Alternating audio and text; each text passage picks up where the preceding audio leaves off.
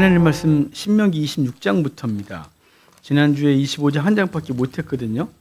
오늘 가능하면 다 마칠 생각입니다. 신명기 26장부터 보겠습니다.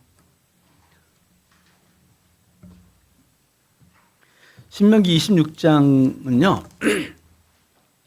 27장부터 축복과 저주장이잖아요. 26장은 신명기 법전의 마지막 부분이에요. 신명기는 신세대에게 주신 하나님의 말씀이죠. 가나안 땅에 들어가서 지켜야 될 하나님의 말씀이었어요.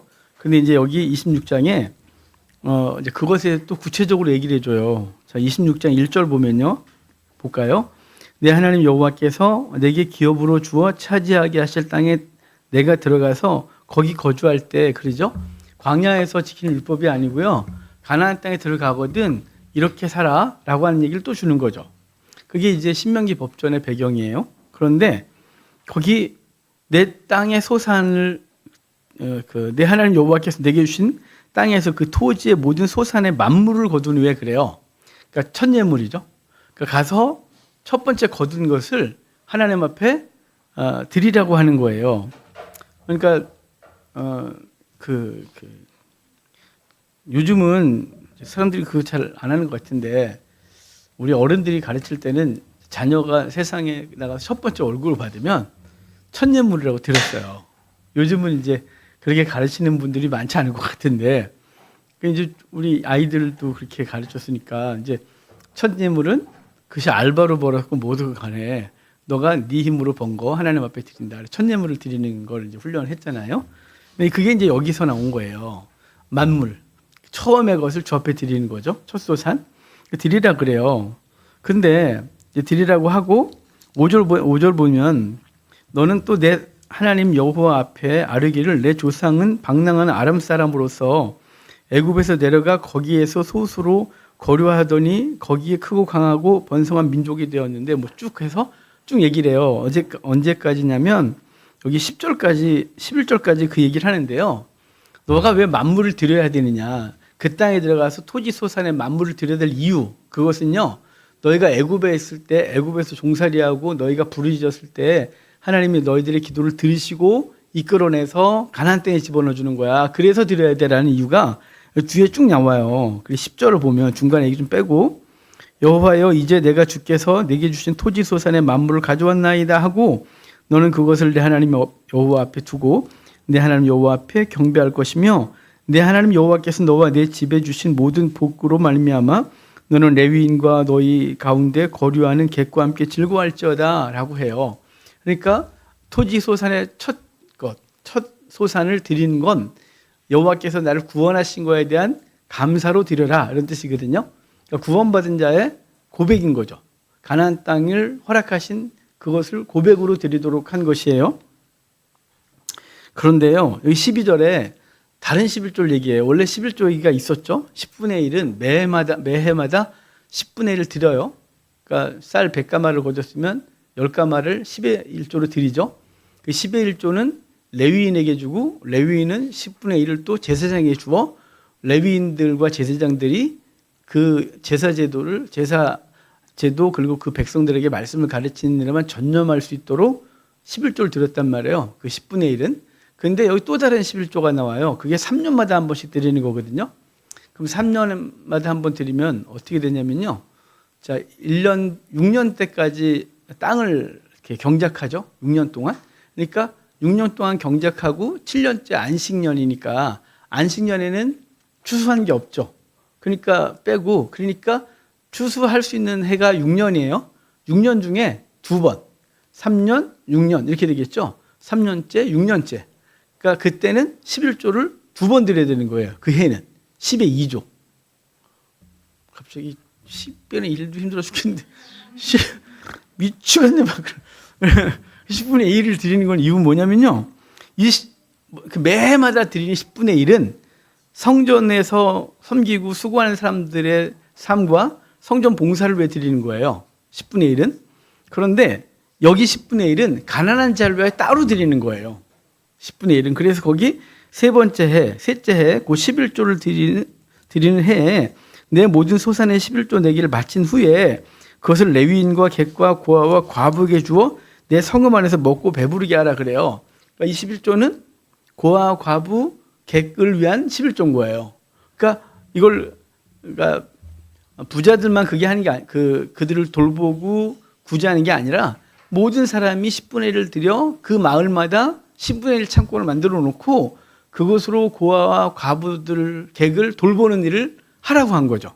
그러니까 이스라엘 공동체에게 주신 명령이에요. 이건 공동체가 10분의 1을 바꾸서 3년 동안 쓰는 거예요. 이거는 3년 동안 하고 또 창고가 비면 또 10분의 1을 받고 그것으로 그 공동체가 그 지역의 객과 과부와 고아들을 돌보는 일을 하는 거죠. 이거 이제 이게 3년마다 드리는 11조예요. 여러분, 그러니까 우리가 교회가 해야 될 일이 선교해야죠. 선교 당연히 해야죠. 선교를 안 하면 교회의 존재 이유가 없어요. 그렇지 않겠어요? 우리끼리 모여갖고 즐겁고 재밌고 그것으로 끝나면 뭔 이유가 있어요? 교회는 생명을 잉태하고 낳고 파송하고 등등 이 선교회를 계속하거든요. 근데 이 일만 하다 보면 이제 안 되는 것은 우리 안에 어렵고 힘든 사람들의 삶을 돌아봐야 되는 거예요. 그것을 반드시 해야 되거든요. 그러니까 그거를 교회 내 구제, 교회 바깥의 선교 구제가 있는데요. 교회 바깥의 선교 구제를 우린 계속하고 또한 교회 내에 구제와 장학을 해야 되는 거예요. 반드시 해야 돼요. 그러니까 이제 우리가 종종 실수하는 건요. 거룩한 일을 위하여 어려운 사람들의 주머니를 털어서 하는 일이 있어요. 근데 그걸 또 굉장히 거룩해 보이기도 하죠. 여러분, 주님은 그렇게 하게 하신 적이 없는데 어느 순간 과한 열심으로 그렇게 하는 거예요. 그러니까 우리 안에 어려운 사람들을 돌보지 못하고 그들에게 헌신을 요구하고 그것을 주의 나라를 세운다는 명목으로 하면 그런 걸 제일 잘하는 사람들이 이단들이죠. 이단들은 그 성도들의 삶을 돌아볼 생각을 안 해요. 그들에게 뜯어내서 자기들이 원하는 일을 하죠. 거룩한 명분을 앞세워서. 여러분, 아무리 거룩한 명분도 우리 안에 있는 영혼들을 돌보지 못한다면 그게 얼마나 허무해요. 예전에 우리 목사님들이 지금 이제 그 세대가 지나면서 지금 그 당시에 목회자 자녀들이 상처를 받고 교회를 떠나고 그런 분들이 많아졌거든요. 왜 그러냐면 그때는 목사님들이 자기의 가족을 돌보는 걸 부끄럽게 여겼어요.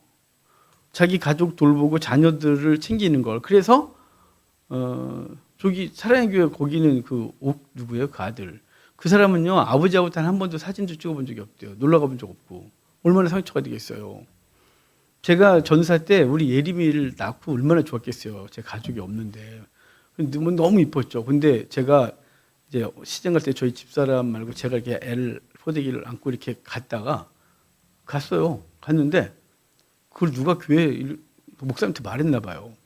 그래가지고 교육자 회의 부르시더니 그래요. 동네에서 애 안고 다니지 마. 저밖에 없어요. 그 동네는 저밖에 안 살았거든요. 왜냐면 저는 교회 옆으로 이사 다녔기 때문에 그 동네 사역자는 저밖에 없었어요. 나머지는 다 멀리서 왔고 저는 항상 교회 옆에 담장 근처에 이사해서 새벽기도부터 해서 파트건 전임이건 상관없이 항상 그렇게 섬겼기 때문에 동네에서 애 안고 다니는 건 저밖에 없는 거예요. 저잖아요. 그래서 그 다음에 또 하신 말씀이 교회에서 지 새끼 돌보지 마. 그래갖고요. 제가 꿈에 있을 때 우리 주아보다 더 어릴 때 저한테 오면 저리 가 그랬어요. 저리 가. 그 오다가 저리 가 이렇게 도망가는 거죠. 교회에서 자기 새끼를 안으면 무조건 났어요. 그때 되게 이상했어요 그거. 근데 본인도 목사님도 가족 여행을 한 번도 해본 적이 없어요. 그 시대 목사님들이 갖고 있었던 생각이에요. 그래서 교회에 힘을 다하지 에너지를 다 쏟지 않고 가정을 돌보면 마치 이렇게 하나님의 일을 충실하게 안 하는 사람처럼 여겨져서 그랬단 말이에요. 그 결과가 목회자 자녀들이 상처를 받고 이렇게 삐뚤어 나가는 거죠. 중요한 거 그래서 저는 제1 목회 대상은 가족이에요. 여러분은 이순이에요. 저는 하나님 앞에 저는 분명히 그랬어요.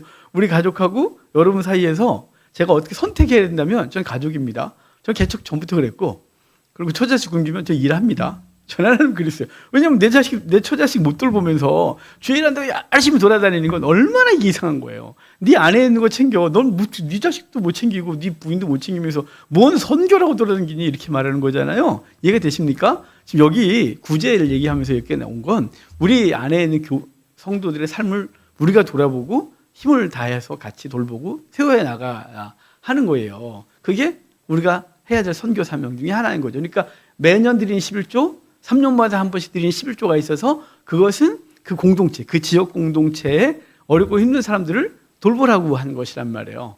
그것을 해야 되는 거죠. 지금도 우리도 그래야 되고. 그래서 우리 교회는 개척할 때 우리 교회 규약집에 아예 명문화되어 있어요. 우리는 10분의 1은 목사가 마음대로 쓴다. 싫으면 마시고요. 뭐 마음대로 쓰는데 그걸 제가 함부로 막 쓰는 게 아니고 그 대신 통장이고 뭐고 다 기록을 해놨어요. 근데 저에게 그걸 보고자 하는 사람은 개인적으로 와서 보면 돼요. 근데 공개하지 않아요. 그거는 교회 내 구제를 위하여 10분의 1을 다 써본 적은 없어요. 교회 내 구제를. 교회 내 구제와 장학사업 갖고는. 다 써본 적은 없는데 최소한 10분의 1은 하나님께서 마음을 주시면 그것을 쓰겠다가 우리 교회 규약집에 있는 거예요. 제가 신학생 때, 고등학교 3학년 때 이제 신학교 이제 입학할 때 제가 너무 가난했거든요. 근데 목사님이 제가 그렇게 된 계기가 있어요. 목사님이 다음 주에 이제 그 등록금을 내야 될 것 같으면 우리 규관이가 신학교 입학하게 되는데 다음 주에 등록금 헌금을 합시다. 그랬어요. 요 앞에 앉아 있는데 얼굴이 화끈화끈한 거예요. 뭐 그럴 수 있지만 성도가 뭐 수천 명 되는 것도 아니고 기껏해야 한 5, 60명밖에 안 되는 성도들을 앞에서 그렇게 저를 그러니까 목사님은 뭐 별 생각 없었지만 원래 이게 상처가 있는 사람들이요 그런 한마디에 이게 돌 맞은 것 같은 느낌인 거예요. 그래서 어떻게 할지 모르겠는 거예요. 근데 그 다음 주에 이제 헌금을 다 냈잖아요. 주원아 나와라. 그래서 장학금 전달식을 해줬어요. 그때 막 화끈화끈하고 미치겠는 거예요. 그래서 제가 그때 받으면서 받았죠. 받아야 등록을 하고 학교를 가니까 그때 마음 정한 게 있어요. 나는 이 다음에 우리 교회에서 이런 일이 필요할 땐 절대로 오픈 안 한다. 그를 부끄럽게 하지 않겠다. 그게 이제 개척할 때 아예 규약집에 10분의 1은 교회 내 구제를 위해 쓰는데 절대 아무도 모르게 하겠습니다. 그래서 본인과 저만 알죠. 그리고 말하지 못하도록 하고 그리고 다 기록을 해놨어요. 나중에 누군가가 너가 썼지 그럼 할 말 없잖아요. 저희 애들한테는 장학금을 10원도 준 적이 없으니까 오해하지 마십시오. 저희는 절대로 그런 거 없습니다. 그게 아니고 교회 내에서 해야 될 거 해야 되는 거죠. 그러니까 우리가 그 받는 사람이 부끄럽지 않도록 이 일을 잘 해야 돼요. 그게 이제 여기 11조 얘기를 하지만 우리가 교회 내에 들어온 헌금을 가지고 어떻게 써야 되는지에 대한 얘기를 하는 거죠. 그러면 15절에 볼까요? 15절에 약속이 있어요. 원하건대 주의 거룩한 처소 하늘에서 보시고 주의 백성 이스라엘에게 복을 주시며 우리 조상들에게 맹세하여 우리에게 주신 젖과 꿀이 흐르는 땅에 복을 내리소서 할지라. 그러니까 너희가 그렇게 바르게 하고 복을 달라고 기도하라는 거예요. 너네가 아무 짓도 안 하고 맨 이상한 짓 하면서 복을 주소서 그 짓 하지 말고 11조를 드리고 가난한 자를 돌보고 그러면서 하늘을 향하여 주여 우리에게 복을 주소서 이렇게 기도해라. 그럼 주겠다는 거죠. 자, 16절부터는요. 오늘 내 하나님 여호와께서 이 규례와 법도를 행하라고 내게 명령하시나니 그런즉 너는 마음을 다하고 뜻을 다하여 지켜 행하라. 그러면서 쭉 볼게요. 19절만 볼게요. 중간에 빼고. 그런즉 여호와께서 너를 그 지으신 모든 민족 위에 뛰어나게 하사 찬송과 명예와 영광을 삼으시고 그가 말씀하신 대로 너를 내 하나님 여호와의 성민이 되게 하시리라 라고 해서 이제 여호와의 성민, 거룩한 백성 되게 하겠다 그러거든요. 그래서 하나님께서 그 백성을 향한 약속을 주시는 게 여기고요. 27장부터 27, 28, 29, 30장까지가 축복과 저주장이에요. 자, 레위기의 재해석, 레위기의 주석서가 신명기의 축복과 저주장이거든요. 레위기는 26장이 축복과 저주장이에요. 하나님께 순종하면 복을 받고 불순종하면 저주를 받고 그게 26장 얘기거든요. 신명기는 그 본문이 28장에 있어요. 그런데 왜 27장부터 30장까지를 축복과 저주장이라 그랬냐면 제가 이렇게 틀을 정했냐면 27장은 이제 축복과 저주를 선포하라는 명령이고요. 28장은 그 내용이고요. 29장은 내 그렇게 하겠다고 해서 도장 찍은 거고요. 30장은 도장 찍었지만 잘못하면 잘못할 수 있잖아요. 그래서 나라가 망하고 포로로 끌려갔어요. 그럴 때 너희가 회개하면 내가 돌아오게 하리라 라는 얘기까지가 30장이에요. 다시 말씀드릴게요. 27장은 축복과 저주를 선포해라. 가나안 땅에 들어가거든. 그래 놓고 28장은 축복과 저주의 내용이에요. 29장은 도장 찍자 이제. 그래서 모압에서 요단강 건너기 전에 도장 찍는 거예요. 마치 시내산에서 모세가 이스라엘 백성이 하나님 앞에 언약하듯이, 출애굽기 24장에 시내산 언약하듯이 모압 언약을 29장에 해요. 그리고 도장 찍었잖아요. 도장 찍으면 이제 말씀대로 안 살면 망할 거잖아요. 망하게 되는데 그때 너희가 회개하면 내가 돌아오게 하리라가 30장이에요. 자, 이해가 되셨어요? 축복과 저주장은 선포해라, 내용, 도장 찍고 혹시나 잘못해서 망했을 때 그때 돌아올 수 있도록 해주겠다가 30장까지란 말이에요. 그러니까 4장에 걸쳐서 그 얘기를 하는데, 그럼 구체적인 내용을 좀 볼까요? 27장 2절 봐요. 너는 요단을 건너 내 하나님 여호와께서 내게 주시는 땅에 들어가는 날에 큰 돌들을 세우고 석회를 바르래요.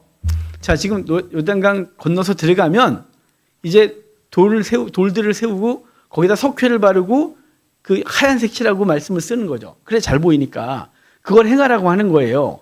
그래서 그들이 먼저 간 것이 에발산, 그리십산에 있는 세겜으로 가거든요. 잠깐 지도를 볼게요. 이거 이게 없을 것 같아서 그걸 안 했는데 좀 이따 볼게요.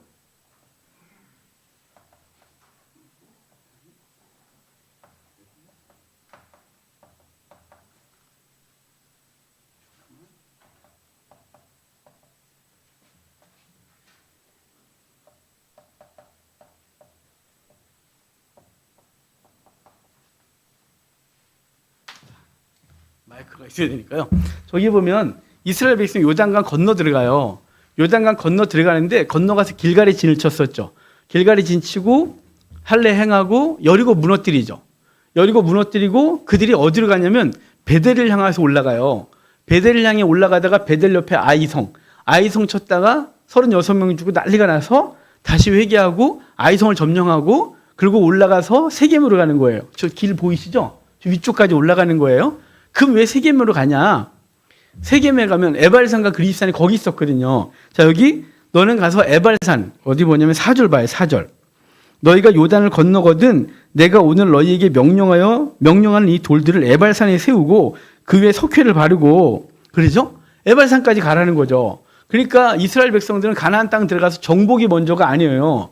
정복하는 게 먼저가 아니고 그 땅 들어가면 에발산부터 가야 되는 거예요. 이 말씀 준행하라고. 이게 얼마나 이상한 거예요. 여러분, 전쟁을 한다면 정복하는 게 우선이죠. 아직 대적이 드글드글하는데 거길 뚫고 들어가서 그 적진 한가운데 있는 산에 가서 축복과 저주를 선포하겠다고 하는 이 일을 보면 이게 이상한 거예요, 사실은. 그런데 여호수아와 그 백성들은 말씀을 지키는 게 우선인 거예요. 정복이 우선이 아니라 우리는 늘 정복이 우선인 거죠. 잘 되고 예배드리고 성공한 다음에 영광 돌리겠습니다. 뭐 이거잖아요. 여러분, 성공한 다음에 영광 돌리겠다고 하고 영광을 돌리는 사람 거의 본 적이 없어요. 왜냐면 성공하면 더 성공하고 싶어지거든요. 돈 많이 벌면 내가 뒤에 하겠습니다. 더 벌어야 되겠거든요.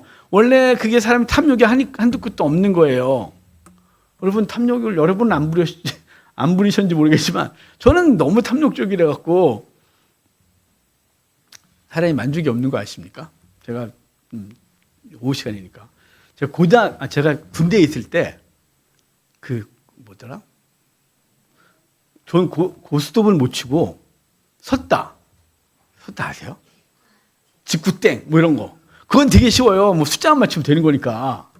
근데 그걸 제가 언제 했냐면 저희가 이제 저희가 특수부대였습니다. 이제 그때 대통령 오는 자리 거기 경호하고 막 이러는데 할 게 없는 거예요.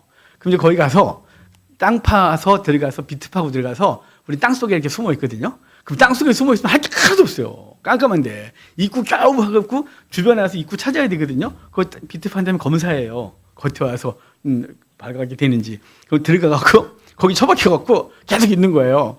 근데 정확히 갖고 할 게 없잖아요. 그럼 뭐 하겠어요? 군인들이 그게 이런 걸 좋아하는 애들이 이제 하는 거죠. 근데 해필이면 제가 그때 월급날이었어요. 우리가 월급날이었으니까 저희 또 생명수당까지 나왔기 때문에 일반 보병보다 돈이 좀 더 나왔거든요. 근데 이제 하는 거죠. 저 할 줄도 모르는 게 옆에서 보고 있다가 너도 해 그래서 하다가 돈을 쫄딱 잃었어요. 이러는데 한 달 생활비 날린 거잖아요. 그래서 제가 가난했는데 그때도 하나님께 기도했어요. 주여 원금만 찾게 해주십시오. 내가 다시는 안 할게. 그랬는데 응답하셨어요. 원금을 찾았어요. 근데요, 이 사람이요, 여기서 계속하면 돈을 다 딸 수 있을 것 같은 거예요. 아시죠? 다 날릴 거. 안 봐도 알잖아요. 다 날린 거. 그래서 제가 그거 하고 날리고 나서 제가 회개지만 제 탐욕을 봤어요. 이게 만족할 수 없는 제 탐욕.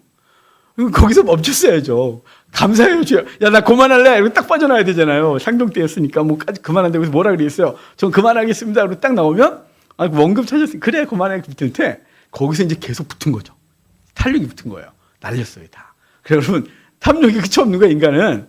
여러분, 그러니까 성공하면 하나님께 영광을 돌린다? 돈 많이 벌면 주 앞에 헌금을 드리겠다? 내가 이만큼 돼 뭘 하겠다? 그런 생각을 하지 마십시오. 그런 말을 하는 것 자체가 이미 자기를 모르는 거예요. 우리가 얼마나 부패하고 우리가 얼마나 높은 자리에 오면 교만해지며 돈을 벌면 그 탐욕이 한두 끝도 없다는 걸 모르기 때문에 그런 소리를 하는 거예요. 오늘 내게 주어진 삶에서 내게 주어진 만큼의 헌신을 하는 거예요. 100원이 있으면 그중에 10원을 하나님 앞에 11조를 드려 그것으로 주의 나라를 세워가는 거죠.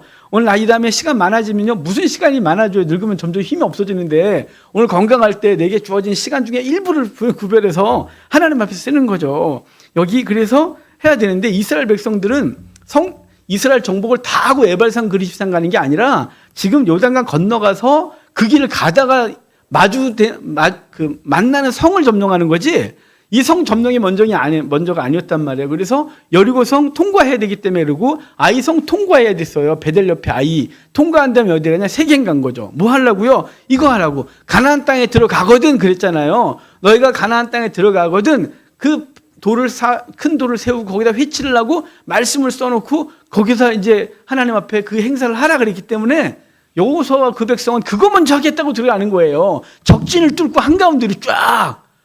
이상한 거죠. 이거 사실은 말도 안 되는 짓 한 거예요. 뭐가 우선이에요? 정복이 아니라 출행이 우선이라고요. 하나님의 말씀을 지켜 행하는 것 내가 그거 하겠습니다. 라고 하고 이제 그 이후에 정복을 할 거거든요.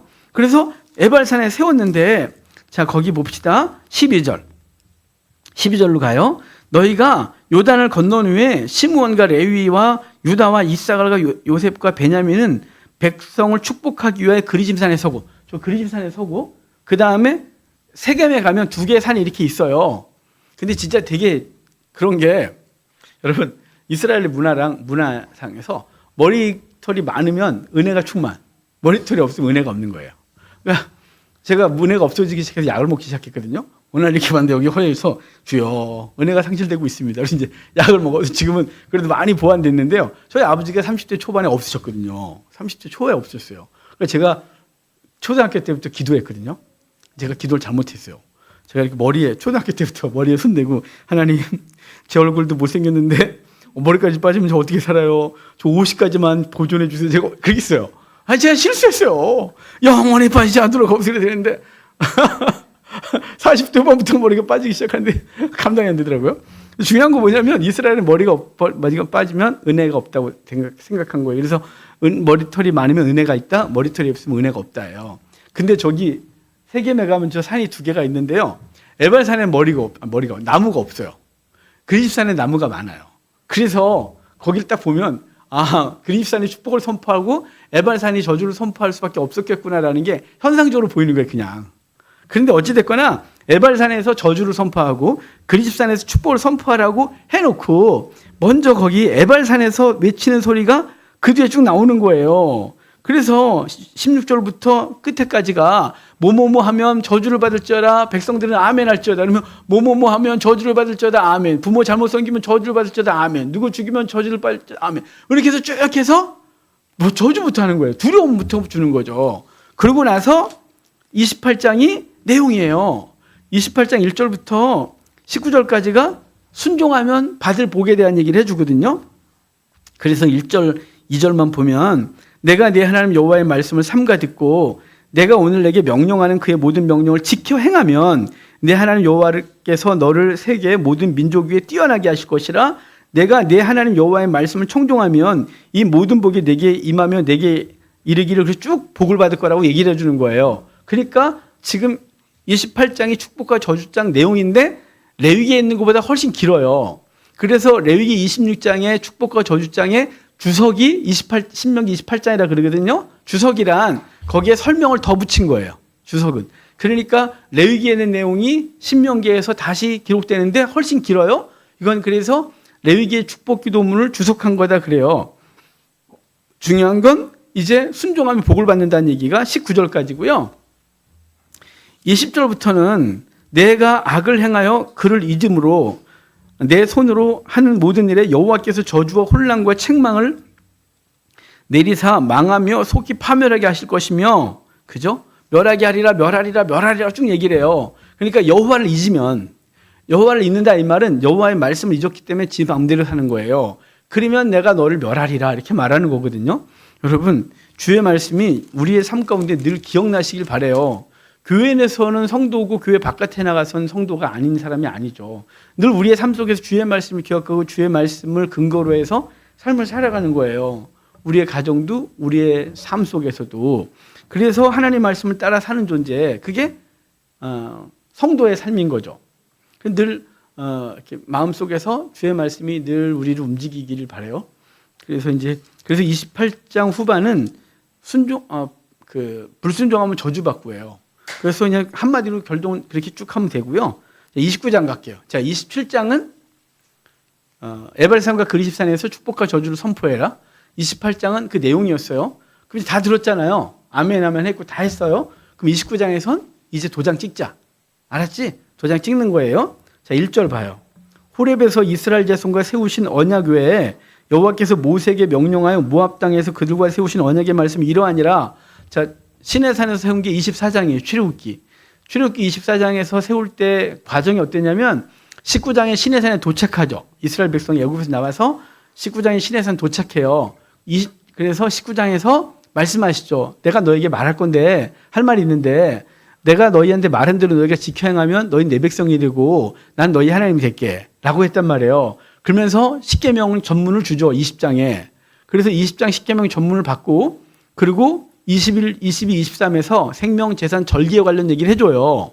내 말씀대로 사는 게 이런 거야 라고 24장에서 다시 물어요. 정말 내 말대로 할 거야? 할 거야? 그랬더니 하겠습니다 라고 해서 재확인한 후에 그래 하자 그럼 도장 찍자. 그래서 짐승을 잡아 그 피를 백성들에게 뿌려 언약하죠. 그걸 피언약, 신에선 언약 그래요. 행위 언약이죠. 지켜 행하면 복 받고 안 지키면 저주 받겠나이다 그거예요. 그게 무서운 언약이죠.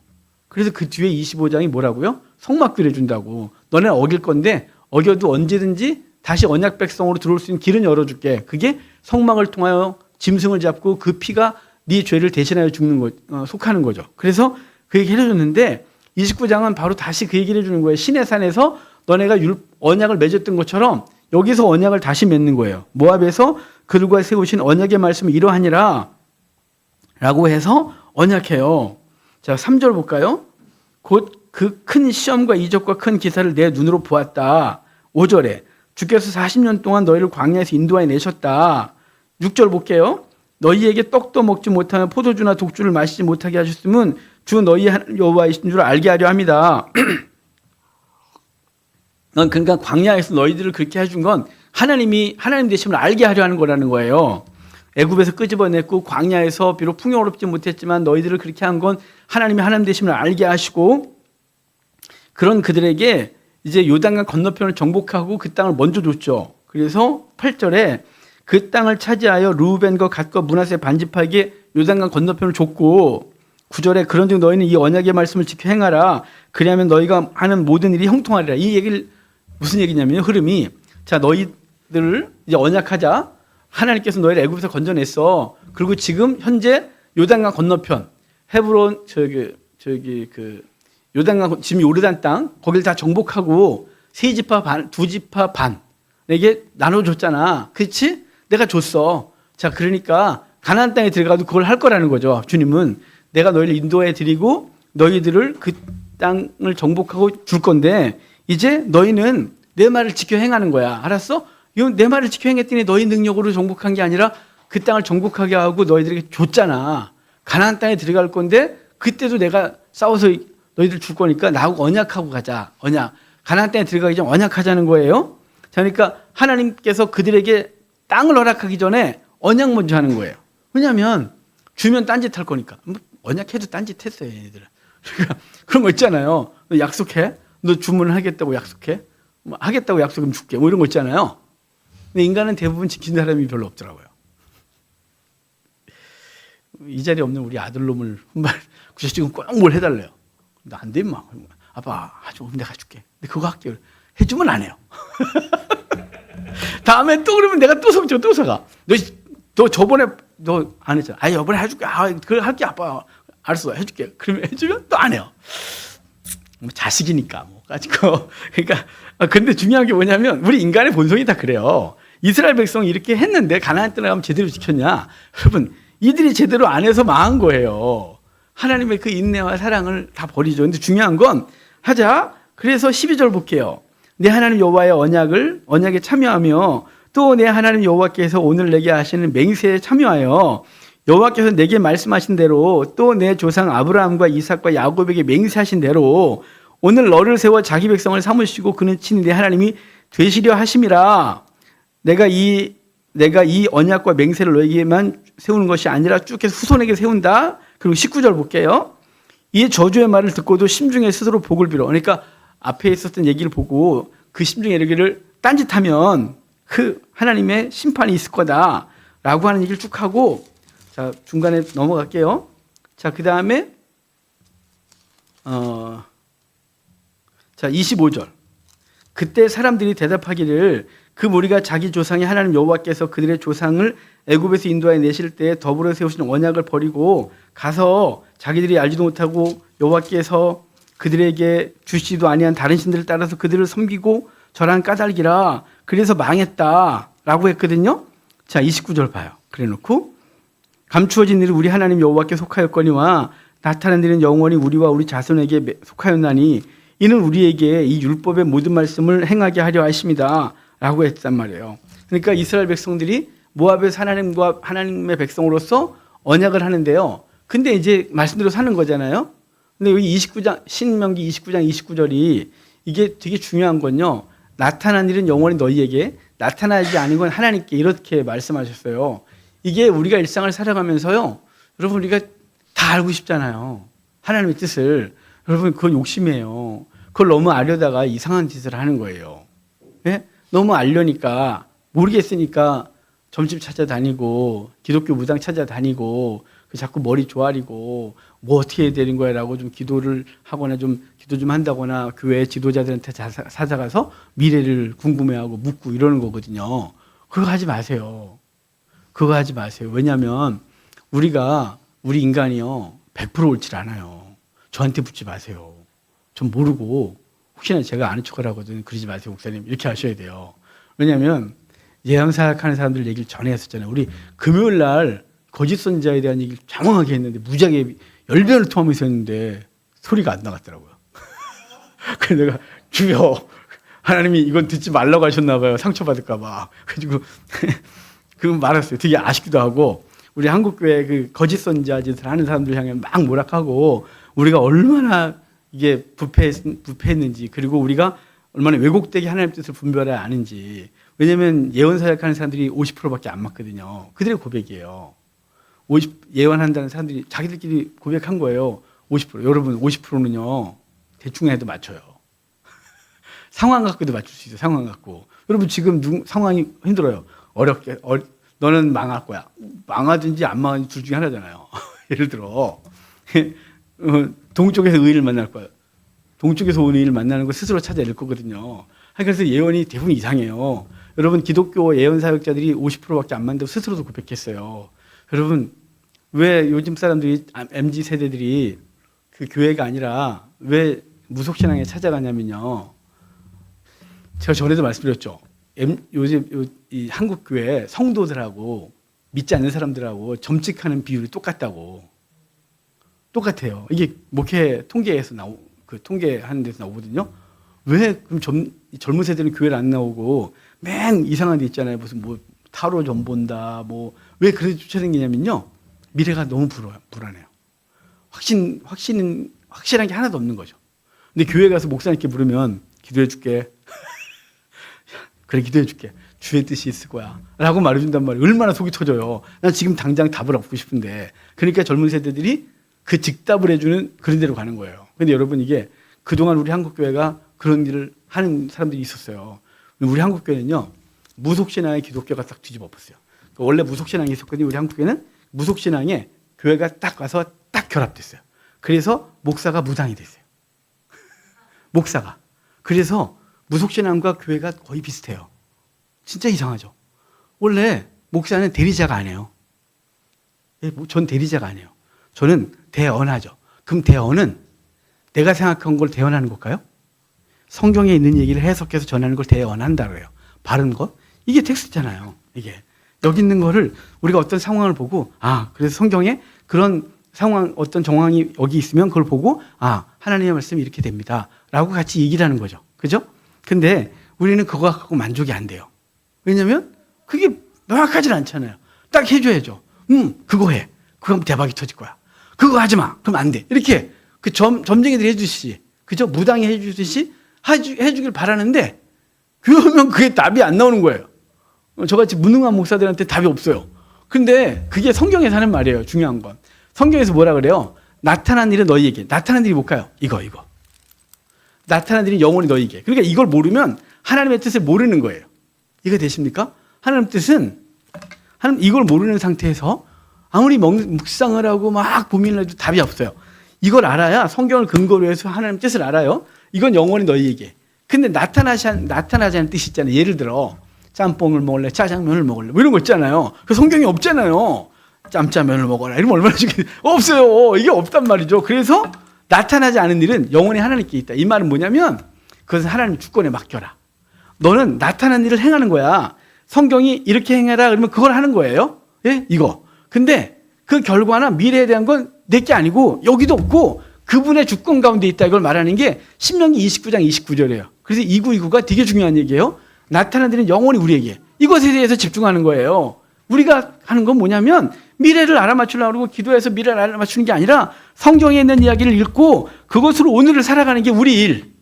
그리고 그 결과에 대해서는 주께 맡기는 것이. 그게 나타나지 않은 일이 영원히 하나님께 있다라고 하는 것을 모세가 말해준 거죠. 왜냐하면 이때나 또 2000년 전이나 100년 전이나 지금이나 인간은 불안한 존재니까 이 불안함을 극복하기 위하여 그런 걸 하는 거죠.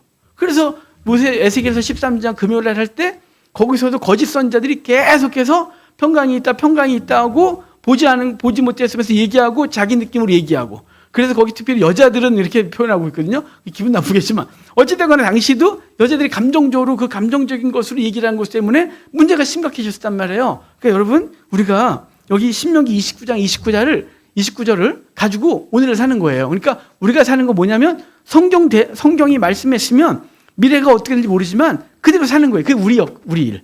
그리고 그것에 대하여 결과를 허락하시는 건 그분의 일. 오늘은 내가 성도로 살았는데 내일 내가 망해요. 그건 그분의 일.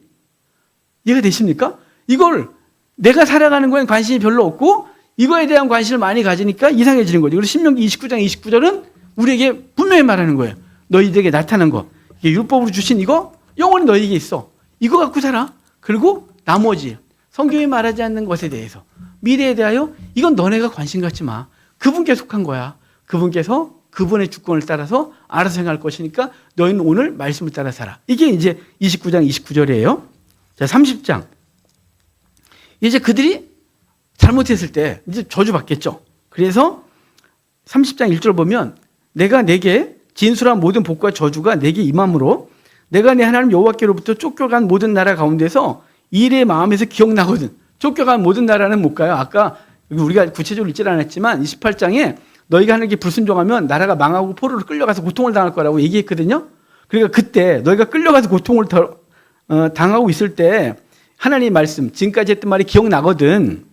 너와 내 자손이 내 하나님 여호와께로 돌아와 내가 오늘 내게 명령한 것을 온전히 따라 마음을 다하고 뜻을 다하여 여호와의 말씀을 청종하면 내 하나님 여호와께서 마음을 돌이키고 너를 긍휼히 여기서 포로에서 돌아오게 하시되 그래서 모으시고 이끌어들이고 번성하게 하고 등등등 하겠다가 얘긴 거예요.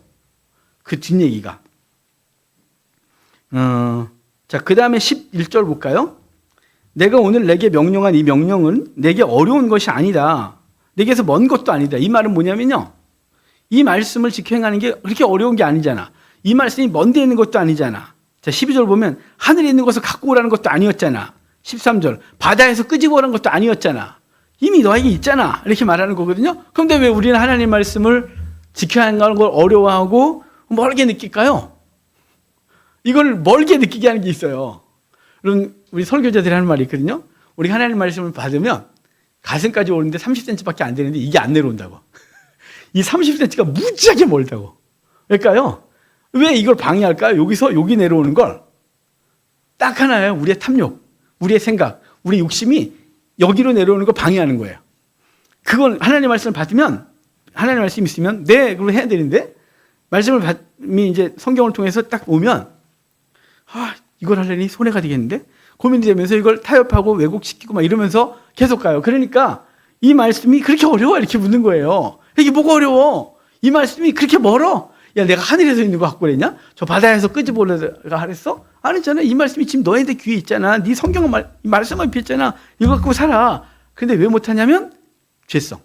그 다음에 우리가 이 현실에 대한 두려움, 미래에 대한 두려움이 타협을 하게 하고 그 말씀대로 살지 않게 하는 거예요. 살지 않게 하는 거죠. 그러니까 예를 들어 뭐 이렇게 어떤 상황에서 뭐라 하죠? 예를 들어 적절한 예가 컨닝 합시다. 컨닝. 시험을 보는데 시험 봐야 되는데 선생님이 80점 이하는 5점당 한 대씩 맞는다. 해답십시다. 그럼 그때부터 머리가 정신이 하나도 없는 거죠. 80점 이하는 5점에 한 대씩 빠따를 맞겠다고 했으니까 옛날에 왜 이렇게 때렸어요? 선생님들이 진짜 많이 때렸어요. 저 많이 맞았어요. 손바닥 많이 맞고 역사 진짜 많이 맞았어요. 진짜 그 세계사 선생님 왜 이렇게 때렸는지 모르겠어요. 머리에 기억되지도 않는 그 연표를 외우더라고. 그러니까 중요한 거 이거 맞았거든요. 자, 그러면 맞기 싫으면 공부는 이거 모르겠는데 맞기 싫으면 방법이 있잖아요. 그냥 보면 이제 쓰는 거죠. 그놈이 틀린 것부터 어기면 큰일 나지만. 하여간 이렇게 하는 거예요. 자, 지금 타협을 하는 거죠. 하나님의 말씀은 컨닝하지 마라고 했는데 난 지금 매를 맞기 싫으니까 오늘 컨닝을 하는 거예요. 컨닝을 해서 이제 나는 구제를 받겠다는 거죠. 자, 지금 우리가 하나님의 말씀 지켜내는 게 그렇게 어려워? 맞으면 되잖아, 너. 그런 거죠. 공부 안 했잖아. 너 틀리면 한 대 맞으면 되잖아. 이건데, 맞기는 싫고, 예? 맞기는 싫고, 그러니까 방법을, 수단을 부리는 거죠. 자, 우리에게 마찬가지예요. 우리가 세상이 요구하는 방식이 있거든요. 성공하는 방식이 있어요. 돈 버는 방식이 있고, 잘 되는 방식이 있어요. 근데 성경의 가르침과 충돌이 일어나는 게 참 많죠. 그럴 때 우리는 거기서 하나님의 말씀을 따라 살면 되는데, 하나님의 말씀을 따라 살면 망할 거라는 게 전제됐다고 합시다. 그러면 망강이 싫어. 그러면 컨닝을 하는 거죠. 다시 그걸 덜썩 잡는 거예요. 그래서 어려워진 거예요. 그러니까 미래에 대한 두려움, 그리고 실패에 대한 두려움, 하나님에 대한 신뢰 부족, 내 죄성이 요구하는 그 충족, 그 만족이 없으니까 하나님의 말씀을 지켜 행하는 것이 아니라 타협을 하고 거기서 엉뚱한 짓 하는 거예요. 여기서 여기까지 못 내려오는 거죠. 그렇게 멀어. 지켜 행하면 되는데. 그런데요. 여러분, 그러면 너는 쉽냐고 저한테 물으셔야죠. 너는 쉬워? 저도 어려워요. 그런데 여러분, 예전보다 많이 쉬워요. 예전보다 아주 많이 쉬워요. 예전에는 이해 잘 안 됐어요. 왜냐면 무서워서요. 미래에 대한 두려움이 있잖아요. 그런 거 있죠. 부잣집 자녀분들은 망해도 아빠가 또 해줄 거니까 뭐 이런 거 있지만 여러분, 그지는요. 여기서 망하면 갈 데가 없다는 거 아십니까? 자전거 페달을 계속 돌려야 되는데 전기 자전거에 쭉 당기면 가지만 옛날 우리 구형 자전거들은 이거 페달 멈추면 죽어요. 쓰러지는 거잖아요. 근데 저희같이 가난한 사람들은 페달을 계속 밟아야 되거든요. 근데 계속 밟아야 되는데 교회를 하다가 갑자기 교회가 어려워질 것 같아요. 그럼 고민이 많아지는 거예요. 두려워지고 염려되고 대체 어떻게 이걸 다시 살려놓지? 막 이런 거 있죠. 그러니까 이 두려움이 페달을 이렇게 정직하게 밟다가 쓰러질 생각을 안 하고 이제 다른 생각을 하는 거예요. 그러니까 두렵기 때문에 그러거든요. 근데 어느 날 몇 번 넘어져 봤더니 교회가 몇 번 어려워져 보고 그랬더니 그때 깨달아진 게 있어요. 하나님께 모든 걸 맡기는 거예요. 그래서 나타난 일은 영원히 우리에게 나타나지 않은 것은 하나님께라는 말씀이 이게 삶으로 느껴지니까 염려가 별로 없어요. 그래서 지금 여전히 제 속에 두려움이 있죠. 그게 죽을 때까지 살아야지 않을 것 같거든요. 그런데 그걸 이겨내는 방식이 예전보다 훨씬 쉬워지고 그리고 많이 극복해내는 거죠. 타협하지 않고 네, 그게 주의 뜻이면 그렇게 갈게요. 그렇게 가는 거예요. 그냥 결단하고 다짐하고 요동하지 않는 거예요. 왜냐하면 예전에는 두려웠지만 지금은 두렵지 않아요. 왜냐하면 하나님의 섭리를 믿기 때문이죠. 그러니까 하나님의 말씀을 지켜 행하는 것이 멀고 힘들게 느껴지는 건 죄성, 그 다음에 자기 욕심들 뭐 이런 것들이 있고 하나님에 대한 섭리를 하나님의 주권을 믿지 못함이에요. 그런데 죄성을 내려놓고 그 다음에 두려움도 내려놓고 그 모든 걸 하나님께 맡기고 하나님의 섭리를 믿으면 그걸 이겨낼 힘이 생기는 거죠. 여러분 그러니까 여기 이 말씀을 기억해 내십시오. 그래서 그렇게 뭐냐? 멀지 않은 거예요. 자, 14절. 오직 그 말씀이 내게 매우 가까워서 내 입에 있으며 내 마음에 있은즉 내가 이를 행할 수 있느니라. 그죠? 입에 있고 마음에 있대요. 행할 수 있다라고 하셨거든요. 근데 안 행해요. 그게 문제라는 거죠. 보라 내가 오늘 생명과 복과 사망과 화를 내 앞에 두었다 그래요. 이 말은 뭘까요? 네가 선택해. 네가 선택해서 복을 선택해서 복을 받든지 화를 선택해서 화를 받든지예요. 그럼 복을 선택하는 건 뭔가요? 말씀을 준행하여 사는 거예요. 화를 선택하는 건요. 네 잔머리 굴리는 거예요. 그러면 나중에 거기 가는 게 화고 네가 하나님의 말씀을 따라 살면 복이고 이 말씀이 네 입에 있고 네 마음에 있어. 그게 뭐가 멀어. 그게 뭐가 어려워. 그냥 그 말씀대로 해. 왜요? 어떻게 해요? 주의 주권을 믿고 애굽에서 너희가 걸어 나왔잖아. 애굽에서 너희를 건져냈고 광야에서 만나와 메추라기를 먹이시고 반석에서 물을 내시고 구름기둥과 불기둥으로 지금까지 인도했잖아. 40년을. 이제 그러면 너네가 결정할 수 있잖아. 날 믿으면 되는 거라고 해서 우리에게 말해주는 거예요. 19절 볼게요. 내가 오늘 하늘과 땅을 불러 너에게 증거를 삼노라. 내가 생명과 사망과 복과 저주를 내 앞에 두었은즉 너와 내 자손이 살기 위하여 생명을 택하고 내 하나님 여호와를 사랑하고 그의 말씀을 청종하며 또 그를 의지하라. 그는 내 생명이시오 내 장수시니 여호와께서 내 조상 아브라함과 이삭과 야곱에게 주리라고 맹세하신 땅에 내가 거주하리라 라고 말해서 하나님의 말씀을 따라 살면 그렇게 될 것이다 이렇게 말해주고 있는 거죠. 죽어도 못 끝내겠어요. 다 끝내려고 약정을 했는데 말은 빨리 해도 죄송해요. 이렇게 많이 남았네요. 빨리 끝내고 싶은데 하여간 30장까지 오늘 하고요. 죄송합니다. 우리 조 집사님 무지 빨리 나가래요. 빨리 하라고. 자기는 다 한다고 왜 이렇게 질질 끄냐고. 그냥 맨날 저한테 구박을 얼마나 하는지 몰라요. 예, 월요일도 빨리 하고 있어요.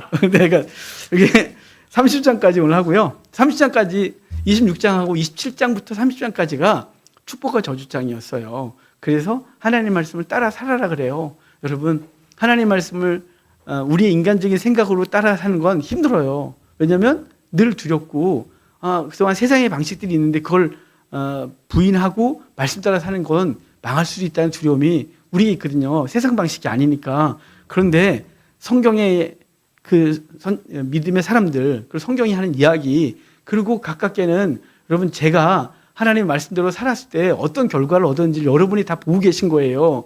예전 개척 초기에는 제 잔머리로 했어요. 잔머리로 할 때 교회가 성장하는 것 같았어요. 하지만 모래 위에 지은 집처럼 다 허물어지고 그것이 몇 번 경험되면서 하나님을 기쁘게 하자. 사람 눈치 보지 말자. 하나님을 기쁘게 하고 망해도 하나님이 기뻐하는 방식으로 망하자. 이게 그 20여 년 전에 작정한 거였거든요. 그리고 하나님이 하라 그러면 두렵지만 그렇게 하고 하나님이 하지 마 그러면 그동안 하던 방식들 선배들한테 배웠던 목회 방식들을 다 내려놓고 주님 그냥 주께서 주시는 마음 그거 갖고 할게요 라고 지금까지 한 20여 년 그 이후로 왔거든요. 그럼 우리 하나님께서 우리를 거지가 되게 하셨나요? 아니죠. 우리 교회 또 성도들한테 헌금 얘기 해본 적 없잖아요. 그때 이후로 안 했어요. 단 한 번도 된 적이 없어요. 어떤 행사할 때 돈 좀 거둬주시다 이런 거 해본 적 없어요. 예전에는 다 했죠. 어떤 집사님 뭐 하시고 누 집사님 뭐 하시고 이래갖고 행사했어요. 뭐 할 때 돈 걷고 한 번도 한 적 없어요. 왜냐하면 하나님의 뜻이 아니고 하나님의 방식이 아닌 걸 믿어서 알아서 제가 다시는 돈 얘기 안 하겠습니다. 공포했어요. 그리고 지금까지 한 적 없고 근데 연말 되면 달력 헌금하는 거예요. 여러분 이렇게 말씀드리면 기분 나빠하지 마십시오. 우리 성도들이 헌금 안 해도 지금 현재 재정 갖고도 해마다 그 재정 갖고 10개 교회 그냥 기본으로 10개 교회 선택하거든요. 10개 교회에 달력해 주는 건 아무 문제가 아니에요. 근데 왜 제가 그걸 하냐면 전에도 말씀드렸어요. 누군가가 헌신하고 싶은데 달력은 하고 싶었는데 저한테 와서 목사님 달력하라고 말씀 안 하세요. 그래서 이거는 하길 원하시는 거라서 했고, 그 다음에 친구네 교회 갔는데 교회 달력을 밑에 이렇게 맨 뒷장에 프린트해갖고 자기네 교회 이름 써놨어요. 뭐야? 그랬더니 못했대요. 돈이 없어서. 그래가지고 맨 밑에 무슨 교회 있잖아요. 그걸 다 칼로 자르고 맨 뒤에다가 A4에다가 지네 교회 이름 써놓고 붙여놓은 거예요. 제가 마음이 너무 아팠어요. 저 30부 돈 얼마나 된다고 내 친구 이러고 있다 싶어서 그때부터 우리가 달력 선교한 거예요. 달력하자니 그것도 부담스러운 교회들을 최소한 자기네 이름으로 한 달 동안 자기네 성도들 집에 자기네 교회 이름으로 달력 하나 붙여놓자고 해서 그때부터 한 거거든요. 그것만 제가 여러분에게 요청하는 거예요. 그걸 제가 강요합니까? 옆구리 찔러서 안 해. 왜 안 해? 없어요. 하고 싶은 사람만 하는 거죠. 그거 외엔 제가 단 한 번도 돈 얘기한 적이 없어요. 우리 교회 이전할 때도 돈 얘기한 적이 없어요. 집계할 때도 돈 얘기한 적이 없어요. 왜냐면요, 그때 하나님 앞에 작정한 방식이 있어요. 주의 말씀대로 하겠습니다. 주께서 시키면 그대로 나타나는 일은 우리가 하고요, 나타나지 않은 것, 하나님의 거룩한 일들은 내가 잔머리로 했던 거 다 내려놓고 이제 하나님의 방식대로 살겠습니다 라고 했던 게 그때 우리 교회가 한 2번 어려움을 겪고 나서 그때부터 온 거거든요. 여러분, 하나님이 그렇게 하시니까 두려워하지 마시고 이 땅을 살면서 그동안 삶의 방식들, 세상에서 하던 방식들을 내려놓고 하나님이 내게 뭘 원하시는지만 기억하고 오늘 말씀대로 사는 거예요. 그리고 결과는 주께 맡기는 거예요. 나타난 일은 너에게, 나타나지 않는 일은 여호와께 맡겨라고 해서 오늘 내가 할 일, 그냥 결과를 만들어내겠다가 아니라 오늘 내게 맡겨진 일, 성도의 삶의 자리, 그 자리를 지키는 거예요. 묵묵하게. 누가 알아주든지 알아주지 않든지 그냥 묵묵하게. 그럼 그걸 누가 책임져요? 하나님이요. 그 경험을 많이 한 사람들이 능력자인 거예요. 그 경험을 많이 한 사람들이 담대해질 수 있는 거예요. 세상 앞에서. 그 경험을 많이 하지 않으면 세상이 우리에게 어떤 선택을 요구할 때 못해요. 성도의 삶을. 왜냐하면 경험이 없는데 어떻게 해요. 성경의 이야기는 아멘 했지만 막상 그 앞에 딱 서는 순간 그게 믿어지지가 않는데, 그런데 평소에 그 말씀대로 살고 경험을 한 사람들은 어떤 어려움 앞에서 성도의 삶을 선택할 수 있는 거예요. 여러분, 그래서 이번 한 주는 나타나는 일은 영원히 우리에게, 나타나지 않은 일은 여호와께라는 이 신명기 29장 말씀을 가지고 오늘 우리는 순종하여 사는 거예요. 말씀을 가지고 오늘 내 삶 가운데 말씀 갖고 사는 거예요. 가정에서 말씀 갖고 살고 우리의 직장에서 말씀을 적용하면서 내게 살고 누가 인정하든 인정하지 않든 그 삶을 묵묵하게 살아가는 거예요. 그러면 결과는 누가요? 하나님이. 나타나지 않은 것은 내가 할 거야. 너는 오늘 네가 할 수 있는 거 해. 네가 기록된 말씀 오늘 지켜 살아. 네가 미래를 만들고 계획하고 성취하겠다고 설쳐대지 말고 그건 네 일이 아니잖아. 그렇게 말씀하는 거예요. 이해가 되십니까? 이번 한 주간 성경에서 말씀하시는 대로 그 말씀대로 살고 나타나지 않은 그 결과, 이 모든 것들은 주께 맡기는 이 믿음이 있는 이 한 주간 되기를 주의 이름으로 축복합니다. 기도합시다.